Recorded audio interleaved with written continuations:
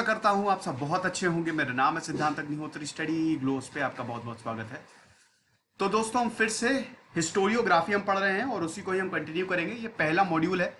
आपको पता ही है कि इग्नू के टोटल 4 मॉड्यूल हैं और ये हिस्ट्री ऑप्शनल है। आपको मतलब ऑप्शनल में तो मदद करेगी ही, साथ ही साथ जो पोस्ट ग्रेजुएशन कर रहे हैं हिस्ट्री से उनको भी बहुत मदद करेगी। तो बेसिकली मैं ये इग्नू का पूरा कोर्स है और सेकेंड ईयर मैं इसमें पूरा कवर कर रहा हूँ। तो अब हम देखेंगे different approaches to history in modern times. Positivistic approach क्या है। तो चलिए आगे बढ़ते हैं। ट्विटर पे ये मेरी आईडी है, यहाँ पे आप मुझे फॉलो कर सकते हैं।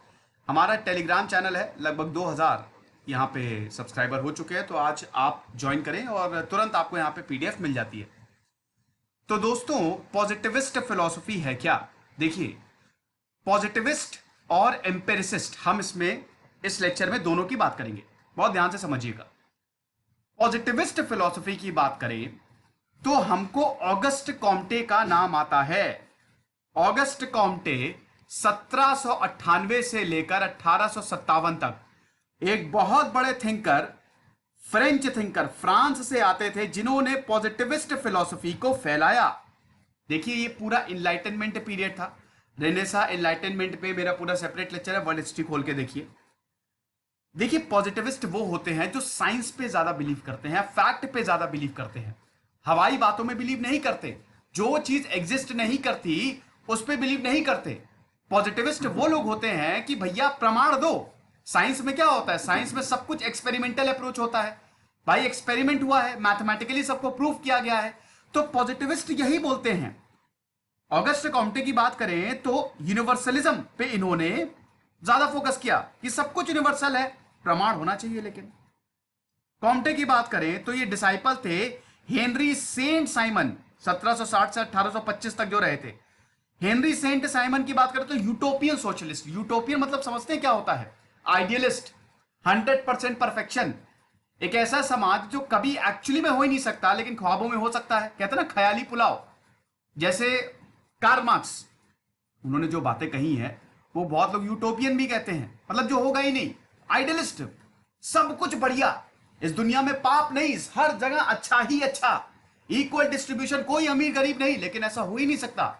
आप देखिए ना, प्रैक्टिकल एग्जांपल्स है ना, practically it is not possible. 5000 की हमारी हिस्ट्री है, मतलब अगर हम अपने थोड़े सभ्य हिस्ट्री, सभ्य इतिहास की बात करें तो 5-6 हजार साल की है, जब सिविलाइजेशन बनना शुरू हुई। तो क्या ये हुआ? नहीं हुआ। कहीं ना कहीं हमको इनइक्वालिटी देखने को मिली। यूटोपियन मतलब हर चीज इक्वल, डिस्ट्रीब्यूशन, जो बट रहा है वो भी इक्वल। समझ रहे हैं? सोशलिज्म तो यही होता है ना, सोशलिज्म, कम्युनिज्म, कैपिटलिज्म। इस पे मेरा पूरा सेपरेट लेक्चर है, वर्ल्ड हिस्ट्री खोल के देखिएगा। तो यूटोपियन सोशलिस्ट थे और उनके कॉम्टे जो थे वो डिसाइपल थे। तो ऑगस्ट कॉम्टे की बात करें तो सेंट साइमन के अलावा जॉन लॉक, बहुत ही बड़े political thinker, one of the biggest political thinker John Locke, राजा का हित प्रजा के ही हित में है, राजा को प्रजा के हिसाब से काम करना चाहिए, यही जॉन लॉक ने बताया। राइट टू प्रॉपर्टी का क्या बेहतरीन वर्णन किया है John Locke, David Hume, Immanuel Kant, इन सबसे इंस्पायर्ड थे। अगर हम बात करते हैं ऑगस्ट कॉम्टे की, ऑगस्ट कॉम्टे ने the course of positive philosophy and the course of positive politics, इन दो किताबों को पब्लिश किया 1830 से लेकर 1842 तक। और इन्होंने हिस्ट्री के बारे में बताया। देखिए, अगर हम बात करते हैं, ऑगस्ट कॉम्टे ने 3 प्रिंसिपल दिए। पॉजिटिव स्टेज, मैंने बताया कि साइंस और इंडस्ट्री पॉजिटिव स्टेज को डोमिनेट करते हैं। सब कुछ साइंटिफिक होना चाहिए, साइंस नहीं है तो कुछ नहीं है। भैया अगर तुम ये कर रहे हो तो प्रमाण दो, प्रमाण, हमको सबूत चाहिए। क्या है? भगवान है, प्रमाण दो, प्रूफ चाहिए। ठीक है, ये हुआ था, वर्ल्ड वॉर 2 हुआ था, प्रमाण, प्रूफ क्या है? तो वो है पॉजिटिविस्ट। आप समझते हैं? साइंस पे बहुत ज्यादा रिलाय, नॉलेज। पॉजिटिविज्म की बात करें तो यह बात करता है कि नॉलेज जो है वो ऑब्जर्वेशन से ही शुरू होती है। हम ऑब्जर्व करते हैं तब हमको जाके नॉलेज मिलती है। इसीलिए पॉजिटिविज्म और एम्पेरिसिज्म ये दोनों साथ साथ चलते हैं। एम्पेरिसिज्म मतलब क्या? अभी हम बात करेंगे एम्पेरिसिस्ट ट्रेडिशन की, इसका मतलब एक्सपीरियंस। पॉजिटिविज्म भी ये बोलता है कि नॉलेज से, मतलब ऑब्जर्वेशन से हमको नॉलेज मिलती है, और एम्पेरिसिज्म भी ये बोलता है कि एक्सपीरियंस से हमको नॉलेज मिलती है। अभी हम उसकी बात करेंगे। कॉम्टे की बात करें तो बेसिकली इनके तीन मेजर प्रेपोजिशंस थे, प्री सपोजिशंस थे, प्रेपोजिशन बोलो प्री सपोजिशंस। सबसे पहले क्या ये बताते थे, जो हमारी इंडस्ट्रियल सोसाइटी है, देखिए एक चीज आप ध्यान में रखिए, मैं इसको आपको पहले भी बता चुका हूं, जो भी लेखक है जिन्होंने हिस्टोरियोग्राफी लिखी, मतलब जो हिस्टोरियंस हैं, जो हिस्टोरियोग्राफर्स हैं, उनमें एक चीज आपको कॉमन मिलेगी, ये सब क्या करते हैं, इनके इर्द गिर्द जो हो रहा था ना उसी को ही लिखते हैं। लेखक के इर्द गिर्द वो अपने आसपास की चीजों से प्रभावित होता है, वही तो लिखता है ना। ऑगस्ट कॉम्टे के समय, उस समय इंडस्ट्रियल रेवोल्यूशन था, तो ऑगस्ट कॉम्टे ने सबसे पहला प्री सपोजिशन तो यही दिया कि फ्यूचरिस्टिक सोसाइटी जो है वो आज की इंडस्ट्रियल सोसाइटी से इंफ्लुएंस होगी। और बिल्कुल अगर आज आप देखिए यही हो रहा है, आपको हर जगह कैपिटलिज्म मिलेगा, भारत में भी कैपिटलिज्म है विथ सोशलिस्टिक क्वालिटीज, है कि नहीं? तो ये क्यों है? क्योंकि इंडस्ट्रियल रेवोल्यूशन बहुत पहले आ गया था। दूसरी चीज, साइंटिफिक थिंकिंग में ये बिलीव करते थे, जो कि साइंस और सोसाइटी, भाई सोसाइटी के लिए भी तो यहां पे एमाइल डुरखाइम जो बहुत बड़े सोशियोलॉजिस्ट थे, उन्होंने भी तो यही बताया कि साइंस और सोशियोलॉजी बिल्कुल सेम चीज है। आप समझ रहे हैं? जिस तरीके से एटम जो होता है, एटम में आपको इलेक्ट्रॉन प्रोटॉन डिवीजन होता है, ऐसे सोसाइटी का भी डिवीजन है। तो साइंटिफिक थिंकिंग में पॉजिटिविस्ट जो है वो बिलीव करते हैं, और ये ऑगस्ट कॉम्टे ने बोला। ओके, और तीसरा प्री सपोजिशन ये है भैया, ह्यूमन नेचर जो है ना वो सबसे इंपॉर्टेंट है। ह्यूमन नेचर बहुत साइंटिफिक है और हम सारे जनरल लॉज ह्यूमन नेचर पे अप्लाई कर सकते हैं। अब तीन स्टेजेस की बात करते हैं ऑगस्ट कॉम्टे। सबसे पहले, और इसी को हम थ्योरी ऑफ ह्यूमन प्रोग्रेस कहते हैं, बहुत ही इंपॉर्टेंट। सबसे पहले जब हम बच्चे थे, जिसको थियोलॉजिकल स्टेज कहते हैं, फिक्टिशियस स्टेज, जब हम बच्चे थे, समझ रहे हैं? अब इसमें पहले स्टेज में क्या आएगा? थियोलॉजिकल। अब देखिए पहले स्टेज में अगर मान लीजिए ये सवाल है कि पत्थर क्यों गिरा, तो जब थियोलॉजिकल मतलब जब रिलीजन चलता था, आज से 400-500 साल पहले क्रिश्चियनिटी, जुडाइज्म, इस्लाम, सनातनी हम थे, बुद्धिज्म, सब धर्म चलता था, सब धर्म के ऊपर होता था। तो जब पहले पूछा जाता था पत्थर क्यों गिरा, वो बोलते थे अरे भगवान की वजह से गिरा है। थियोलॉजी, थियोलॉजिकल स्टेट, जब हम बच्चे थे, हम चीजों को समझ रहे थे। ह्यूमन डेवलपमेंट, जैसे साइंस है ना वैसे ही ह्यूमन नेचर है, ह्यूमन डेवलप, हम ऐसे ही डेवलप किए हैं। तो ऑगस्ट कॉम्टे बताते हैं कि सबसे पहली स्टेज ह्यूमन डेवलपमेंट में आती है थियोलॉजिकल स्टेज, गॉड की वजह से, भगवान की वजह से पत्थर गिरा। अब दूसरी स्टेज आती है आपकी मेटाफिजिकल स्टेज। मेटाफिजिकल स्टेज दोस्तों ये इंटरमीडिएट स्टेज है। इसका मतलब क्या है? इसका मतलब यह है कि अगर अब हम सवाल पत्थर क्यों गिरा, तो हम बोलेंगे nature of heavy objects to fall. अब हम रिलीजन से ऊपर जा रहे हैं।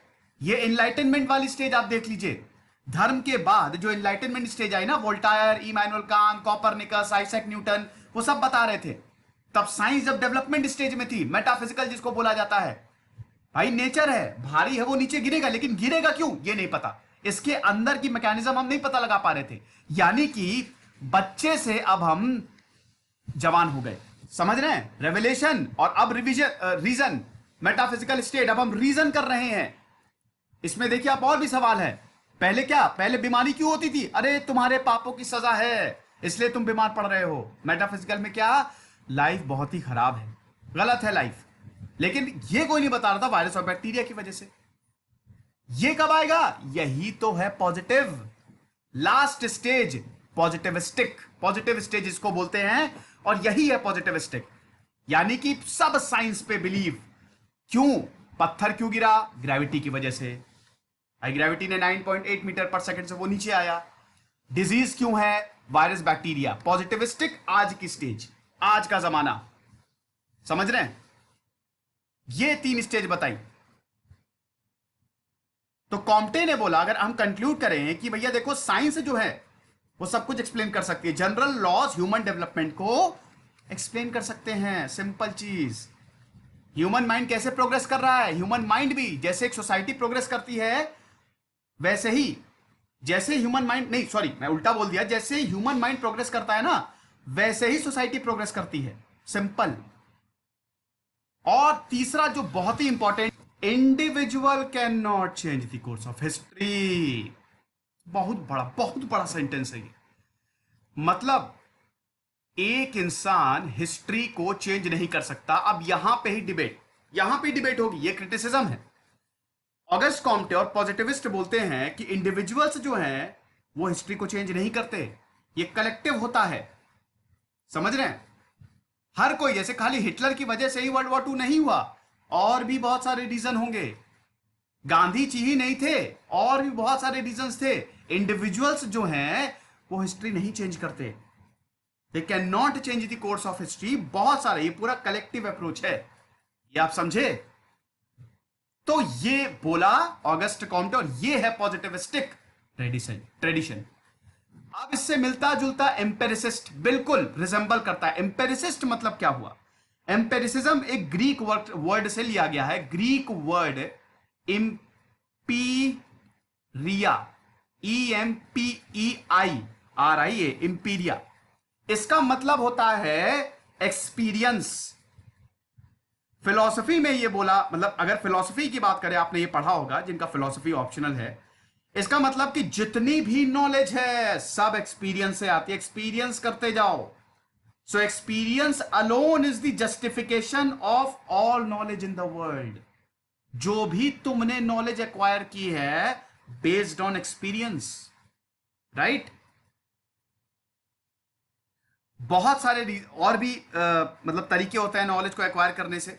हम ट्रेडिशन से नॉलेज एक्वायर करते हैं, स्पेक्यूलेशन से नॉलेज एक्वायर करते हैं, थ्योरेटिकल, रीजनिंग, इमेजिनेशन, ये एम्पेरिसिस्ट बिलीव करता है, ठीक है? लेकिन ये प्रॉपर फॉर्म ऑफ नॉलेज नहीं है। Only experience is the proper form of knowledge. Knowledge तो बहुत तरीके से आप एक्वायर कर सकते हैं, लेकिन जो एक्सपीरियंस से आपको ज्ञान आता है वो कुछ नहीं दे सकता, ठीक है? और ये बताते हैं कि लेजिटिमेट फॉर्म ऑफ नॉलेज वही है जो वेरीफाइड हो सके। याद रखिएगा, जो वेरीफाई नहीं हो सके, मैंने बोला मैं उड़ सकता हूं, क्या सबूत है? दिखाओ, क्या सबूत है? आप वेरीफाई कर सकते हैं? नहीं, मैं नहीं कर सकता वेरीफाई, वो नॉलेज ही नहीं है, वो गलत नॉलेज है। हिस्ट्री, इतिहास, अगर मैं बोल रहा हूं कि वर्ल्ड वॉर 1 हुआ था, सबूत क्या? दिखाओ। सबूत दिखा दिया, दैट नॉलेज इज वेरीफाइड, यानी कि वो सही नॉलेज है। जिस नॉलेज को हम वेरीफाई करते हैं that is the legitimate form of knowledge, ये एम्पेरिसिस्ट बिलीव करते हैं। तो आप समझ ही गए होंगे, पॉजिटिविस्टिक और एम्पेरिसिस्ट ये क्या करेंगे? ये मेटाफिजिकल को बिल्कुल डिस्कार्ड करते हैं, क्योंकि आप उनको वेरीफाई नहीं कर सकते। मेटाफिजिकल, अनऑब्जर्वेबल, अनवेरीफाइबल, इनको डिस्कार्ड करेंगे। इसका मतलब क्या हुआ? आप मेटाफिजिक्स समझ रहे हैं ना? मतलब वो चीज जो हम नहीं जानते। भगवान है, क्या सबूत है? दिखाओ। हम दिखा नहीं सकते, महसूस कर सकते हैं। आप समझ रहे हैं? लेकिन महसूस, सिर्फ महसूस के ही बल पे हम वेरीफाई तो उसको कर नहीं सकते। मैं खुद भगवान को मानता हूं, मुझे पूरा यकीन है भगवान है, लेकिन अगर मैं एम्पेरिसिस्ट हूं, आप सबूत दो। भूत है, क्या सबूत है? दिखाओ। क्या हम उसको ऑब्जर्व कर सकते हैं? क्या हम उसका वेरीफाई कर सकते हैं? वो चीज जो हमारे बस के बाहर है, जो वेरीफाई नहीं हो सकती, उसको ये रिजेक्ट करते हैं। आप समझ गए? एरिस्टोटल सबसे पहले एम्पेरिसिस्ट माने जाते हैं। सोक्रेट्स के स्टूडेंट कौन थे? प्लेटो। प्लेटो के स्टूडेंट एरिस्टोटल। और एरिस्टोटल किसके गुरु थे? अलेक्जेंडर। पता है कि नहीं? एरिस्टोटल ने अलेक्जेंडर को सब कुछ सिखाया था, सिकंदर। समझे? So they do not rely on speculation. Empiricist जो होते हैं वो स्पेक्यूलेशन, ऐसा होगा, अरे होगा तो होगा, अभी हो रहा है, ऑब्जर्व कर सकते हैं हम उसको, वेरीफाई कर सकते हैं, खत्म। नहीं कर सकते तो हटाओ। आप समझे? मेडिवियल यूरोप में थॉमस एक्विनास बहुत बड़े एक एम्पेरिसिस्ट माने जाते हैं। वो बोलते हैं कि जो आपके सेंसेस हैं, आपके नाक, आपके होंठ, आपके कान, आपके skin, they are the real source of knowledge, your senses. Britain में एम्पेरिसिस्ट ट्रेडिशन बहुत टाइम से है। इनफैक्ट ब्रिटेन में सबसे ज्यादा एम्पेरिसिज्म था। साइंटिफिकली लोग चीजों को बिलीव करते थे, इसीलिए ब्रिटेन सबसे आगे बढ़ा। भाई ब्रिटेन में इंडस्ट्रियल रेवोल्यूशन इसी वजह से ही आया, सबसे आगे ग्रेट ब्रिटेन उसको इसीलिए बोला जाता है। जहां साइंस होगी वो देश आगे बढ़ेगा, आप बिल्कुल ये मान के चलिए। फ्रांसिस बेकन एक और बहुत बड़े, मतलब इनको भी काफी मतलब एम्पिरिसिज्म की फील्ड में बड़ा माना जाता है। ये भी ऑब्जर्व डेटा की बात करते हैं, समझ रहे हैं। और भी बहुत सारे, अगर एम्पेरिसिस्ट फिलोसफर की बात करें, जॉन लॉक सबसे बड़े एम्पेरिसिस्ट फिलोसफर, बिल्कुल रियल बातों पे करते थे वो। जॉन लॉक से पहले कौन आए थे? Thomas Hobbes. थॉमस हॉब्स ने वो, ये पूरी जो बात है ये 17वीं सेंचुरी की है। थॉमस हॉब्स के समय वॉर चल रहा था इंग्लैंड में, तो उन्होंने इस तरीके से व्याख्या की। उसके बाद जॉन लॉक आए। जॉन लॉक जब आए 1688 में ग्लोरियस रेवोल्यूशन आ गया था इंग्लैंड में, वो मैंने पूरा कवर किया ग्लोरियस रेवोल्यूशन, आप देख लीजिए। मतलब एक तरीके से राजा की जो पूरी अथॉरिटी होती थी ना उसको खत्म कर दिया था। राजा अब पार्लियामेंट के अंडर आने लगा। आपको अगर कोई काम करना है तो पार्लियामेंट की परमिशन लीजिए। इसी को ग्लोरियस रेवोल्यूशन बोला गया, क्योंकि इसमें खून नहीं बहाया गया था। वो कैसे हुआ आप देख लीजिएगा, मैंने उस पर पूरा लेक्चर लिया। तो उस समय के थे जॉन लॉक, जो बहुत बड़े एम्पेरिसिस्ट फिलोसोफर माने जाते हैं। जॉन लॉक की अगर बात करें, पॉलिटिकल फिलोसोफर थे, क्या गजब इन्होंने व्याख्या की है, मजा आ जाएगी आपको पढ़ के। आप जॉन लॉक पढ़िए। जॉन लॉक ने यह तक बोल दिया था कि प्रॉपर्टी जो है ना, प्रॉपर्टी तुमसे कोई छीन नहीं सकता, तुम्हारी प्रॉपर्टी है। तुमने इतनी मेहनत करके ये प्रॉपर्टी को कमाया है तो ये तुम्हारी है। नेचुरल लॉस की बात करते हैं, कुछ कुछ चीजें हमको नेचर ने दी हैं, उसको कोई नहीं छीन सकता, राजा भी नहीं छीन सकता। राजा को प्रजा के हिसाब से चलना चाहिए। तो ये सब प्रैक्टिकल बातें, वेरीफाइड है, ये वेरीफाई आप इसको कर सकते हैं। अगर राजा प्रजा के हिसाब से नहीं चलेगा तो राजा मारा जाएगा या फिर हटाया जाएगा। डेमोक्रेसी की बात करें तो सरकार हटेगी, आप समझे। तो ये है। तो एम्पिरिसिज्म को अगर हम कंक्लूड करें या समराइज करें तो कौन कौन से आइडियाज हमको मिलते हैं? सबसे पहले, real world is the world of experience. हम एक्सपीरियंस करते हैं और that is the biggest source of knowledge. उसके बाद इंडिविजुअल एक्सपीरियंस को आप आइसोलेट कर दो, फिर वही चीज जो पॉजिटिविस्ट कहते हैं, इंडिविजुअल की यहां पे ज्यादा इसको इंपॉर्टेंस नहीं दी गई है, ये कलेक्टिव इंपॉर्टेंस है। आप समझ रहे हैं? अगर हिस्ट्री की बात करें, फैक्ट्स को सेपरेट करो इंडिविजुअल से, फैक्ट्स अलग हो। बहुत सारे इंडिविजुअल्स ने लिखा, वहां से फैक्ट निकालो, ठीक है। तो ये चीज दूसरी, तीसरी यहां पे इंपॉर्टेंट अगर बात करें तो जो इंसान है जो किसी भी चीज को एक्सपीरियंस करता है वो एक क्लीन स्लेट की तरह होना चाहिए। यानी कि ये बहुत इंपॉर्टेंट पॉइंट है। इसका मतलब ये है कि जो आइडियोलॉजिकल ओरिएंटेशन है वो इतना इंपॉर्टेंट ना हो, मतलब वो क्लीन स्लेट हो। जैसे अगर मैं एक्सपीरियंस कर रहा हूं, जैसे आप ही हैं, मान लीजिए मैं, आप छोड़िए, आप हैं, आप कुछ बार आप दुनिया घूमने जा रहे हैं, तो आपको कुछ, आप बिल्कुल ब्लैंक होके जाइए। ऐसा नहीं कि आप पर्टिकुलर आइडियोलॉजी, आप लेफ्टिस्ट हैं, मान लीजिए आप लेफ्टिस्ट हैं, तो अब अगर आप लेफ्टिस्ट हैं तो आप एक्सपीरियंस कर ही नहीं पाएंगे कुछ भी। क्यों नहीं कर पाएंगे? क्योंकि वही आइडियोलॉजी आपके में है। कुछ भी अच्छा अगर आपको दिखाया जाए लेकिन आप उसी आइडियोलॉजी में बिलीव करेंगे। अगर आप राइटिस्ट हैं तो कुछ भी अच्छा आपको दिखाया जाए तो आप राइटिस्ट में बिलीव करेंगे। आप समझ रहे हैं? अगर आप राष्ट्रवादी हैं तो कितनी भी खराब चीज आए आपके सामने जो राष्ट्र हित में नहीं भी है, तब भी आप राष्ट्रवादी बातें करेंगे। अगर आप राष्ट्रवादी नहीं, आप अगर आप एंटी नेशनल है तो देश आपके लिए कुछ भी कर ले तब भी आप एंटी नेशनल रहेंगे। तो इसका मतलब यह है कि इंसान को बिल्कुल एक्सपीरियंस करने जाता है ना, तो क्लीन स्लेट की तरह होना चाहिए। समझ रहे हैं? बिल्कुल ब्लैंक, तभी आप असली में एक्सपीरियंस और रियल नॉलेज आपको तभी मिलेगी। यूपीएससी ऐसे ही निकालते हैं ना बच्चे। अगर यूपीएससी में आप देखिए ना, सबसे बेस्ट एम्पिरिसिज्म का सबसे बेस्ट एग्जांपल आईएएस है। अगर आप की आइडियोलॉजी है, आप थोड़ा टेंड कर रहे हैं, सबकी आइडियोलॉजी होती है, लेकिन वो आपको पेपर में नहीं दिखाना है, बिल्कुल न्यूट्रल रह के बात करनी है, क्लीन स्लेट है आप, समझे। चौथा पॉइंट है जनरलाइजेशन, बहुत इंपॉर्टेंट है। नेचर जो है ना, ये दुनिया जो है वो जनरलाइजेशन का प्रोडक्ट है। जनरलाइजेशन के थ्रू दुनिया बन रही है, और ये सारे जनरलाइजेशन की मैंने हिस्टोरियोग्राफी में बात की है, product of experiment, they are verified through experiment. और जितनी भी नॉलेज है वो फैक्ट्स और एक्सपीरियंस से ही आती है। ये एम्पेरिसिस्ट का मानना है। इसके बाद आता है रैंकियन ट्रेडिशन। रैंकियन ट्रेडिशंस की बात करें, देखिए रैंकियन ट्रेडिशन, रैंकियन कौन थे पहले हम इनकी बात करते हैं। लियोपोल्ड वॉन रैंक 1795 से लेकर 1886 तक की जर्मन हिस्टोरियन थे, जो कि founding father of empirical historiography माने जाते हैं। इंपेरिकल हिस्टोरियोग्राफी की बात करें तो रैंकियन यानी कि लियोपोल्ड वॉन रैंक, इनको फाउंडिंग फादर माना जाता है। इन्होंने नया ट्रेडिशन, हिस्ट्री राइटिंग में नया ट्रेडिशन स्टार्ट किया, ठीक है, बहुत ज्यादा इंपॉर्टेंट। इन्होंने काफी किताबें लिखी। इनकी monumental book decline and fall of Roman Empire, जो कि 1786 और 1788 के बीच में पब्लिश हुई, बहुत ज्यादा वाहवाही बटोरी। समझे, वोल्टायर और ह्यूम से बहुत ये इंस्पायर्ड थे। पहले प्रॉब्लम क्या थी, अर्लियर कंसर्न्स ये थे कि देखो यूनिवर्सल प्रिंसिपल्स जो हैं, हमको इंपेरिसिस्ट क्या कर रहे हैं, ये यूनिवर्सल प्रिंसिपल, ये एक ऐसा लॉ खोज रहा है जो सब हर चीज को समझा दे। ठीक है, तो यहां पे सोशल बिहेवियर और यूनिवर्सल प्रिंसिपल ऑफ ह्यूमंस, इनको स्टैब्लिश करने में बहुत प्रॉब्लम आती थी। यानी कि जो चेंज हो रहा था ना, कहने का मतलब है जो सोसाइटी में और पॉलिटी में चेंज हो रहा था, उसको एनालाइज नहीं कर पा रहे थे। भाई अगर आप ह्यूमन और सोशल बिहेवियर को सही से नहीं बता पाओगे तो आप चेंज को कैसे एनालाइज कर पाओगे। आप समझ रहे हैं मैं ये कहने की कोशिश कर रहा हूं कि मान लो जैसे आप हो, अगर मैं आपके नेचर को नहीं समझा और आपके इर्द गिर्द क्या चल रहा है उसको नहीं समझा, तो मैं फिर कैसे एनालाइज कर पाऊंगा, डेवलपमेंट आपका कैसे हो रहा है मैं कैसे बता पाऊंगा, नहीं बता पाऊंगा ना। आई एम रियली सॉरी, यहां पे वाई होगा समरी एक्चुअली। तो अर्लियर कंसर्न्स में सबसे पहले तो यही आता है, उसके बाद फिर प्राइमरी सोर्सेज और डॉक्यूमेंट्स की कमी, ये भी बहुत दिक्कत है।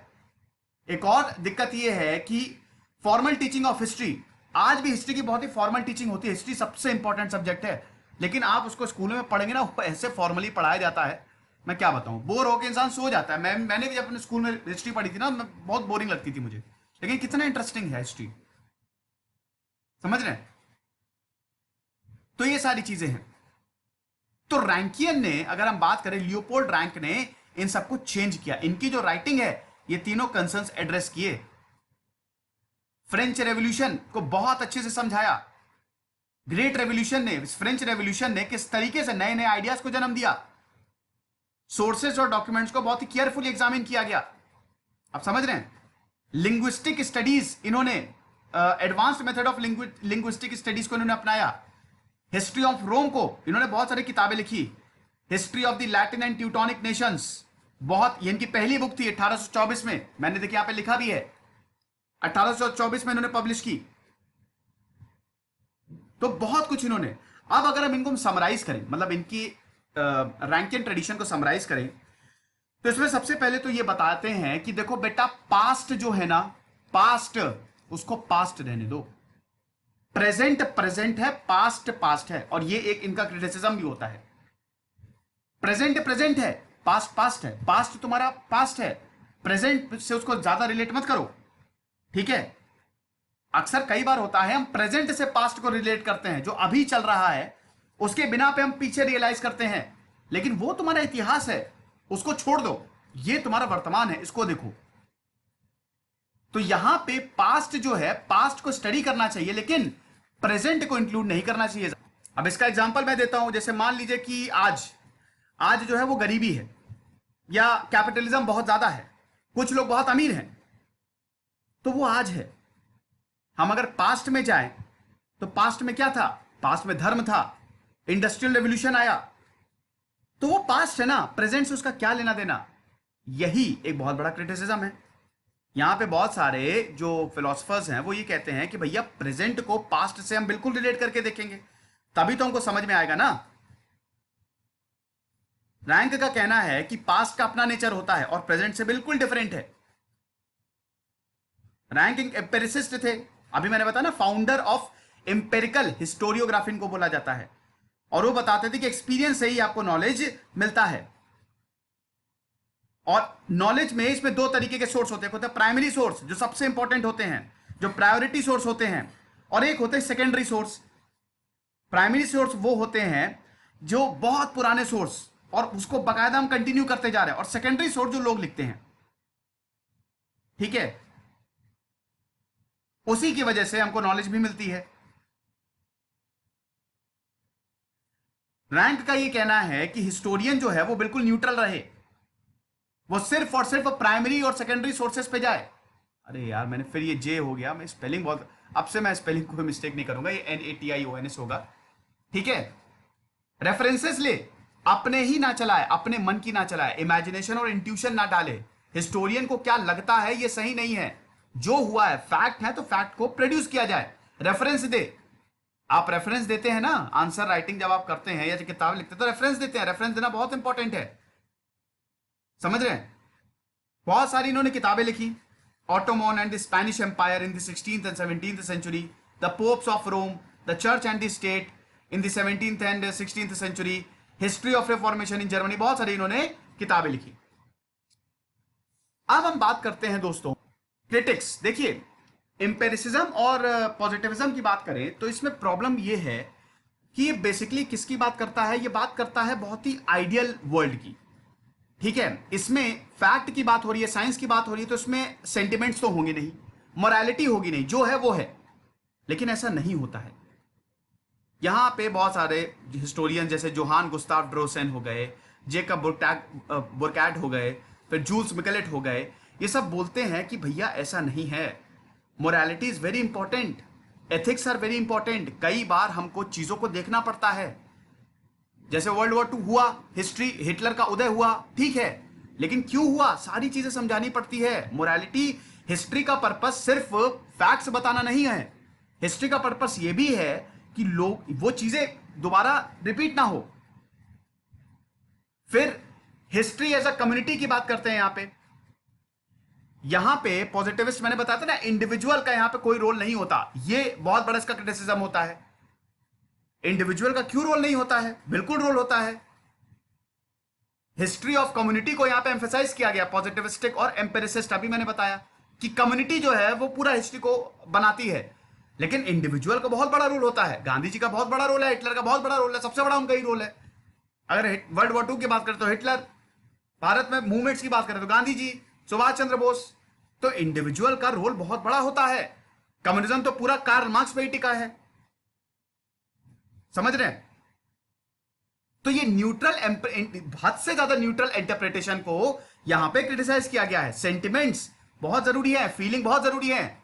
खुद ही सोचे ना, आप कुछ पढ़ रहे हैं, कोई पिक्चर देख रहे हैं, तो ऐसे न्यूट्रल है, चलती जा रही है, चलती जा रही है। फैक्ट भाई, मूवी और डॉक्यूमेंट्री जो फैक्ट है वो आपको बताए जाते हैं, लेकिन मूवी में थोड़े सेंटिमेंट, मोरालिटी होती है, तो लोग पिक्चर देखेंगे। एक पिक्चर हॉल में डॉक्यूमेंट्री चल रही है, एक जगह मूवी चल रही है, तो हम मूवी को देखने जाएंगे ना। ये इसका क्रिटिसिज्म होता है। उसके बाद present condition is very very important. History को, पास्ट को in the light of present concern ही लिखना चाहिए। आज जो हो रहा है उसका रिलेशन पास्ट से है, ये इसका क्रिटिसिज्म होता है। आप समझ रहे हैं? ये क्रिटिक्स कहते हैं। तो ये लेक्चर था दोस्तों, आई होप आपको पसंद आया होगा। पहला चैप्टर खत्म। अब कल हम मार्क्सिस्ट अप्रोच देखने वाले हैं, चैप्टर 2, और फिर हम एनिल्स देखेंगे। यानी कि कल और परसों में ये चौथी किताब भी खत्म हो जाएगी। फिर टोटल 3 किताब मैं और पढ़ाऊंगा। पहला मॉड्यूल खत्म। बधाई हो, सितंबर तक मैं पूरा कोर्स खत्म कर दूंगा। खुश रहिए, पढ़ते रहिए। दिस इज सिद्धांत अग्निहोत्री साइनिंग ऑफ।